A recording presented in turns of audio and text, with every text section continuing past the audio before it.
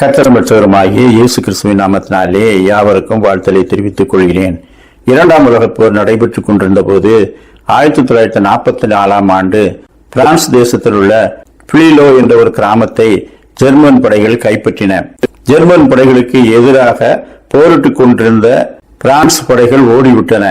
அவர்களுக்கு உதவி செய்வதனால இந்த கிராமத்தில் உள்ளவர்கள் எல்லாரையும் நாங்கள் கொன்று தீர்ப்போம் என்று ஒரு கிரவுண்டில் மொத்தமாக நிறுத்தி அவர்களை சுற்றிலும் ஜெர்மன் படைகள் சூழ்ந்து கொண்டு சுடுவதற்கு தயாராக இருந்தன.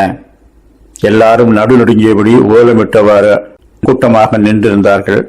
அதிலே அந்த தலைவனுடைய துப்பாக்கிக்கு நேராக ஒரு 15 வயது வாலிபன் நின்றிருந்தான். திடீரென்று அந்த கிராமத்தின் எல்லையிலே ஒரு பீரங்கி கொண்டு வந்து விழுந்தது. எல்லாரும் அதை நோக்கி திரும்பினார்கள்.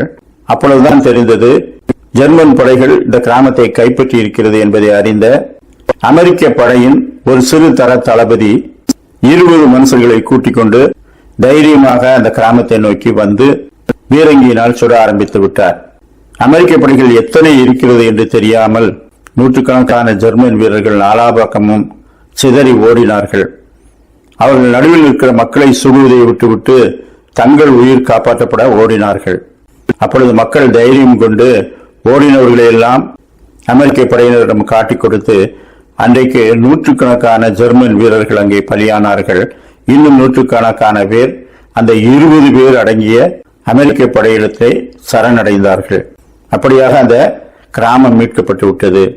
தங்களை காப்பாற்றிய அந்த அமெரிக்க சிறு தர தளபதியை எல்லாரும் பாராட்டினார்கள். தங்களிடத்திலிருந்த சிறந்த வெகுமதிகளை கொடுத்து அனுப்பிவிட்டார்கள். 45 வருடம் கழித்து அந்த நாளை நினைவு கூறும் ஒரு விழா அங்கே நடந்தது. அப்பொழுது தங்களை காப்பாற்றிய அந்த அமெரிக்க தளபதிக்கு ஒரு சிலை அமைத்து அவருக்கு நன்றி கூறுவதாக அந்த விழா இருந்தது. அதற்குள் அவர் மறைந்திருந்தார். ஆனாலும் அவரை பார்த்தவர்கள் அவரை குறித்து பேசும்போது அன்றைக்கு 15 வயது வாலிபனாக இருந்த அந்த பிரெஞ்சுக்காரர் அவர் எழுந்து சொன்னார், ஜெர்மானியர்களின் துப்பாக்கிகளுக்கு நேராக நின்றிருந்த போது முதல் துப்பாக்கியின் அருகிலே நின்றவன் நான்.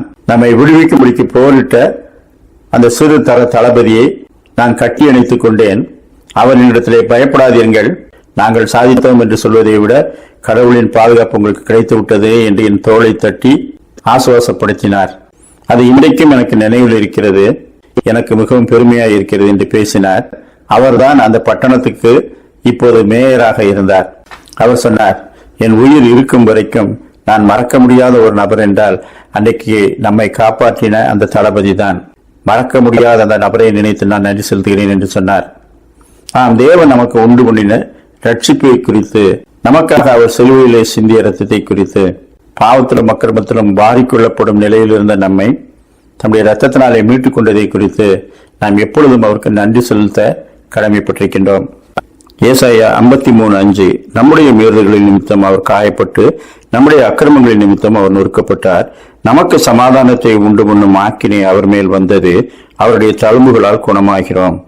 கலாத்தியர் 2:20 நான் இப்பொழுது மாம்சத்தில் பிழைத்திருக்கிறதோ என்னில் அன்பு கூர்ந்து எனக்காக தம்மை தாமே ஒப்பு கொடுத்த தேவனுடைய குமாரனை பற்றும் விசுவாசத்தினாலே பிழைத்திருக்கிறேன்.